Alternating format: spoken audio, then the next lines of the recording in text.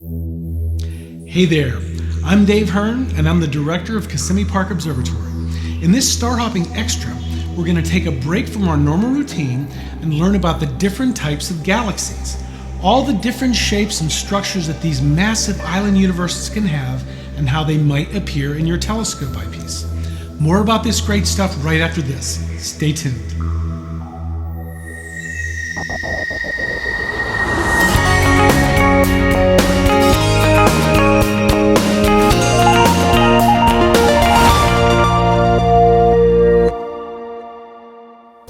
Hey, hello, hi, and welcome to episode 15 of Star Hopping with Kissimmee Park Observatory. I'm Dave Hearn, and I'm absolutely thrilled to be your host. In this series of programs, we'll show you the most beautiful sights in the night sky and explain exactly how to find them with your binoculars or your telescope. As I was reviewing the star charts and preparing for this episode, it became very clear that we needed to wait a bit for the stars to rise some more. There are many deep sky objects sitting either on the horizon or low in the sky around the 10 p.m. time frame. In a fairly short period of time, we will be very busy. As I mentioned in the last episode, the great majority of the targets are galaxies, and to see them well, it's necessary to let them get to a reasonable altitude of about 30 degrees or more. This allows the faint light coming from these grand celestial structures to pass through a thinner section of our atmosphere. When deep sky objects are low, their light is diminished by the longer atmosphere, just as the sun dims and starts to appear orange and red as it sinks closer to the horizon. When they are higher, they appear brighter and they're easier to locate. When they are at or near the zenith, they are about as bright as they can get. Generally, you should just be patient and wait for deep sky objects to rise a bit before hunting them down in your telescope. So we're going to postpone for a week before we start checking out all the new targets in the constellations of Lower Ursa Major, Canes Venatici, Coma Berenices, and finally Virgo. So what do we do in the meantime? Let's get acquainted with all the different kinds of galaxies and discuss all the different types of shapes that galaxies can take. So there are four main types of galaxies with subclassifications in each. The main types are elliptical galaxies, spiral galaxies, spiral-barred galaxies, lenticular galaxies, and irregular galaxies. So let's have a look at the first type, ellipticals. One of the most famous elliptical galaxies is Messier 87 in Virgo. Elliptical galaxies are shaped like an elongated sphere. In the sky, these galaxies look like oval-shaped disks. The light is smooth, with the surface brightness decreasing as you go farther out from the center. Elliptical galaxies are given a classification that measures their elongation from a perfect circle, otherwise known as their ellipticity. The larger the number, the more elliptical the galaxy is. So for example, a galaxy of classification of E0 would appear to be perfectly circular, and a classification of E7 is very flattened. So the elliptical scale varies from E0 to E7.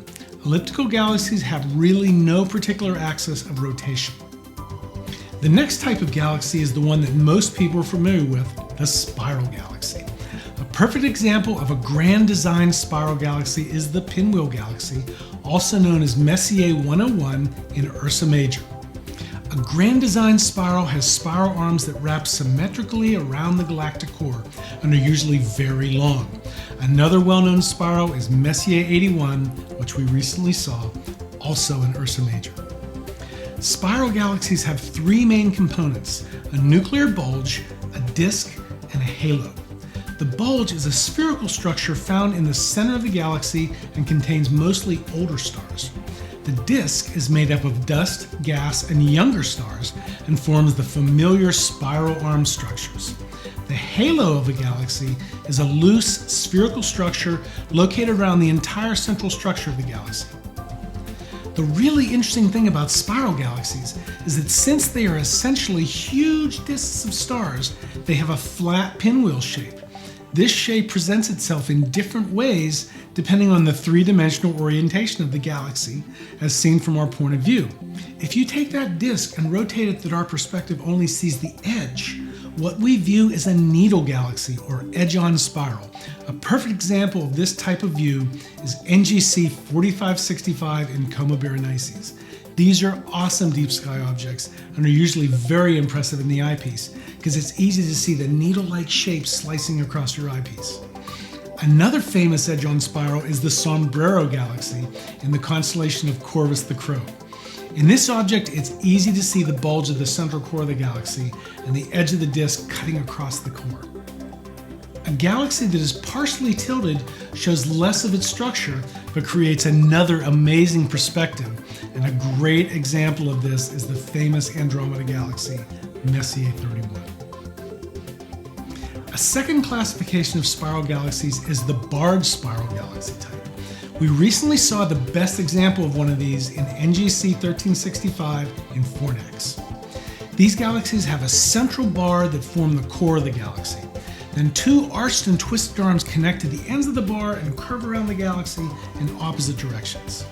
In both regular and barred spirals, the objects are given a special classification according to how tightly their arms are wound around the core. The classifications are A, B, C, D, etc., with A having the tightest arms and the arms getting looser as the letters increase. Halfway between an elliptical and a spiral galaxy is a lenticular galaxy. This type of galaxy has a central bulge and a disk like a spiral galaxy, but there are no discernible spiral arms. A good example of a lenticular galaxy is the Spindle Galaxy in the constellation of Sextans. The last type of galaxy we'll discuss is the irregular galaxy. These strange galaxies have no regular or symmetrical structure. A great example of an irregular galaxy is the Large Magellanic Cloud, a galaxy orbiting our own Milky Way.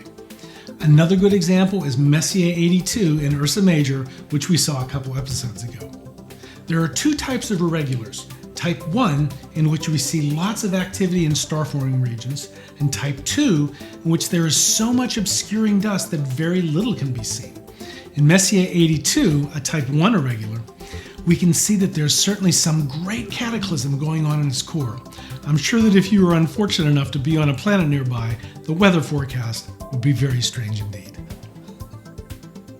So that's our review of the different galaxy types. Hopefully this will be useful with the loads of galaxies that we'll be studying over the next few weeks on star hopping. First, we learned about elliptical galaxies, which are oval groupings of millions of stars. Next were spiral galaxies, which can appear either as a majestic pinwheel in the sky or needle-like edge-on wonders. Then we talked about spiral barred galaxies that have a central bar with the connecting arms wrapping around the core. Then, lenticular galaxies that are a cross between ellipticals and spirals. And finally, we thought about irregular galaxies that can't be classified into any of the previous types and are usually very strange places indeed. The distance and scale of these lonely island universes are, to employ a very overused adjective, truly and absolutely awesome. I hope you've enjoyed star hopping around the Milky Way. These videos are designed to help you find deep sky objects that are up in the sky at the time we post them on social media. I create these videos to help everyone learn the sky and get more enjoyment out of their telescopes and astronomy in general. Don't miss my free field notes for this episode, basically the script of the show, with all the images and star charts we use for our star hopping activities. You can get them for free at starhopping.org/digitalstore/field-notes. If this is the first time you're checking out star hopping, and if you found this video useful, please consider subscribing to our YouTube channel, click the thumbs up on the video, and please share this tutorial out to your friends who like looking at stars. Please feel free to leave any questions or comments, and we will be sure to respond quickly. We'd love to hear from you to discuss all this great stuff up in the sky. Also, please follow me on X at StarHoppingMan and on Facebook, where I post announcements about these episodes and share all of our astro photos and keep everyone informed about upcoming astronomical events. Well, thanks again for watching, and we'll see you next time on Star Hopping with Kissimmee Park Observatory.